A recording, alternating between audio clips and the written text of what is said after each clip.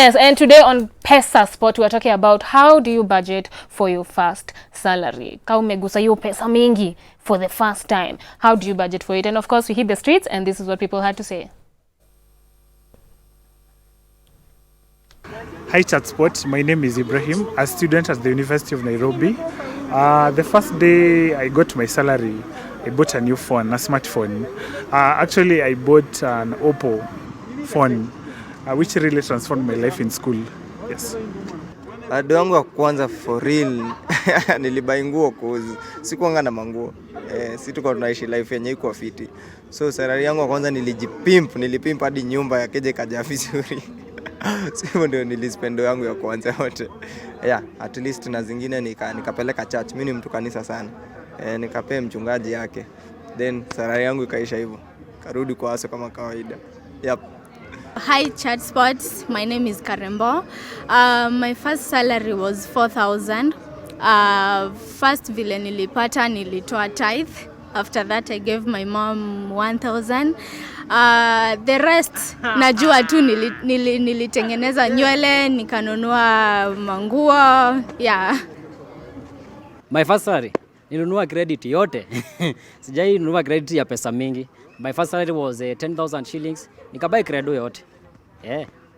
Hi Chatspot, my name is Magdalene. On the issue of how I spent my first salary, I bought new things for myself, some clothes, went to some nice fancy places. It was my wish to save some money, but I did not save some money. But I hope to get better at it as more salaries come by. Thank you.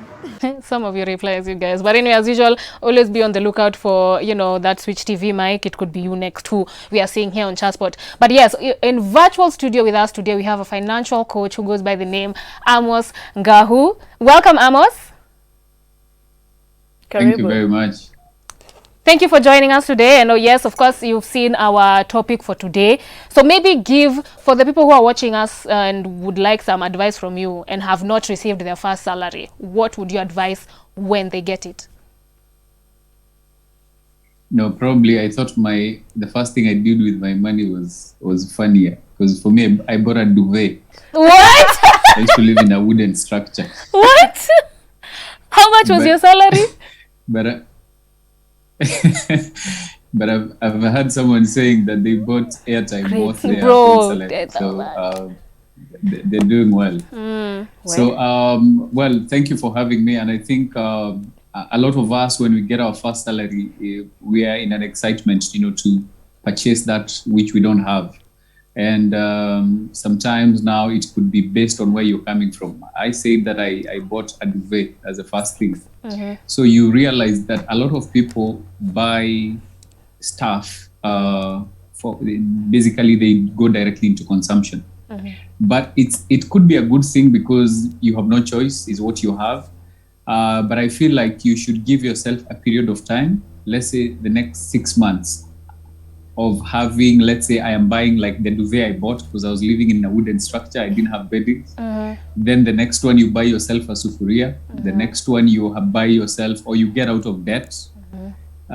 So having those two small goals, they may not look real goals, like they're real, but it's important for you to have those two small goals so that you say for the next 6 months, I am just buying the basics to survive, because it has to happen. But then remember, your first salary is like a new relationship. It's like a new girlfriend. You have to treat it with respect. Because you treat it with respect. If you don't treat it with,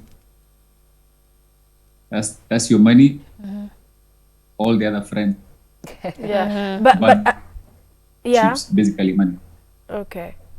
I think but I was checking something when it comes to the rule of saving and wages and salary, and they talked about a 50-30-20 rule where 50% you're supposed to spend on your basic needs and 30% on, of course, the wants. The first ones are, of course, the needs, and then the 20% you save. But it looked like super small as compared to the what you're getting. So does that also apply across all the the groupings of salaries? No, not at all. You realize based on someone's income, there are people you can't even have a chat about money because theirs is like a slim fit suit. Your salary comes and all the expenses take it up. You have no room to even add weight. So what normally happens for such people is now work towards reducing expenses. So if you say on a scale of let's say my salary is 20,000, let me learn to work with that 20,000 first. So that by the time I'm getting an increment, that will be bonus for saving and investment. So that as your salary grows, you're increasing your savings and investments, not increasing your expenses. Okay. So there are levels of income that people get to that they only spend 10% of their income because they have a lot of excess.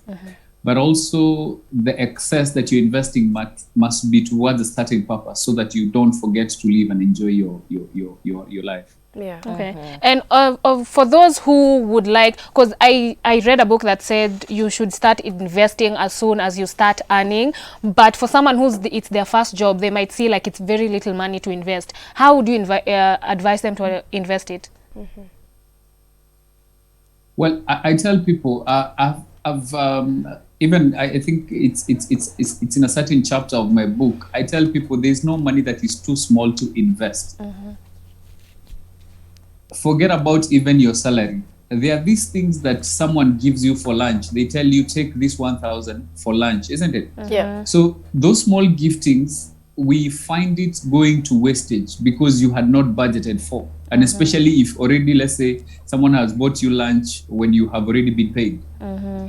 So I normally tell people to start taking care of these small monies because in the long run, they will make sense. Now, 1,000 may not look like it's much when it comes to investment. But think about it. Have you ever gone to buy electricity tokens and you find yourself you don't have even 300 on M-Pesa? Yeah. You're wondering, where do I get this small cash? Isn't it? Yeah. So imagine if someone just gives you lunch of about 1,000 and you just take the 1,000 and buy tokens. What you have done, you have met a recurrent expense that a bill that you always pay monthly. So at the end of the month, you'll find yourself in surplus.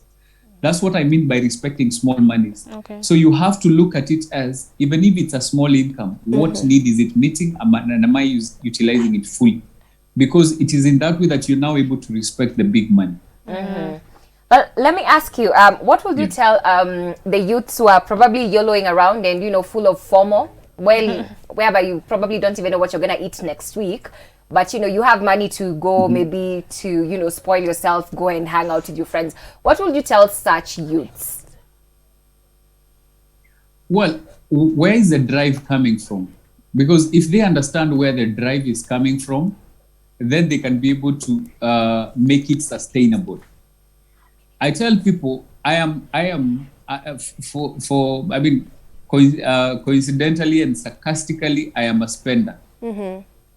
And I tell people, if you are a spender, 10 years from now, can you be able to sustain the kind of lifestyle you have now? So you have to make a choice. Either you enjoy now and suffer later, or suffer now for a small period of time, say for the next 2-3 years, I am allocating this amount of money to this investment so that all my luxurious life is being catered for passively by another income coming from other sources. Because again, we don't want to be misers in a way that we are not enjoying our income.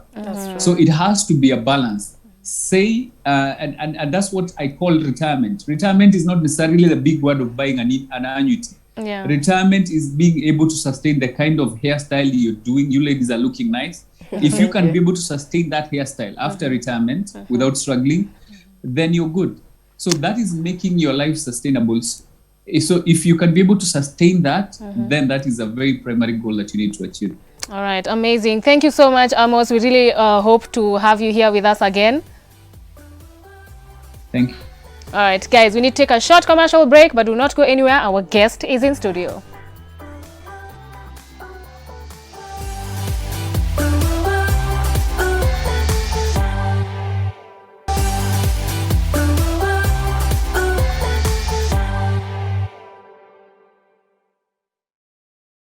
Okay, I'm laughing because official Dan is telling us on our Facebook page at Switch TV Kenya. Anasema masomo ni kwa wanafunzi wenyewe, sio KU inawasomea.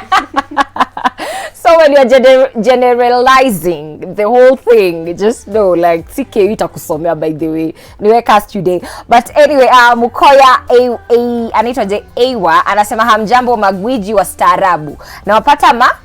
Nawapata mubashara kutoka Lindi Kibra, Nairobi. Mnapendeza. May you all live long in God's great blessings and prosperity. And I'm seeing Vince Dante anasema hey girls looking mwah. I'm seeing Karen Himin anasema hey ladies, you all looking amazing today. Ish Joyo, love your hairstyle. Nana, love your outfit. Say hi to Boss Mama, Kush Tracy, #forgive them. Yes, we are forgiving them. And I'm seeing Samji anasema Chatspot. Okay, #Chatspot. Hey beautiful ladies, it's your super digital boy hapa, that boy from Bosiango aka the stripped tiger, watching the show from Kitengela. #ndovu ni kuu. Hawa se wako na umbwakni sana, ati ngoma yako imesampoliwa na hata mtaani kwenu haujulikani. Comment ataniachia hapo hivyo. We are made drop mic.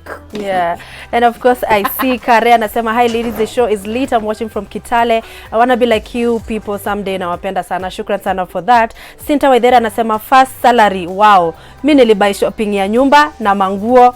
Loving the natural look, Joyo, thank you so much for that. Candiba anasema Monday, yay, happy new week girls. Your looks are adorable. Joyce the hair, yes, her hair looks amazing. Monica Waithera anasema looking fantastic girls, I like you all, thank you sana sana. But guys, unajanga vile si ufanya when we have a guest in studio, and it's about that time. It's time for On The Spot.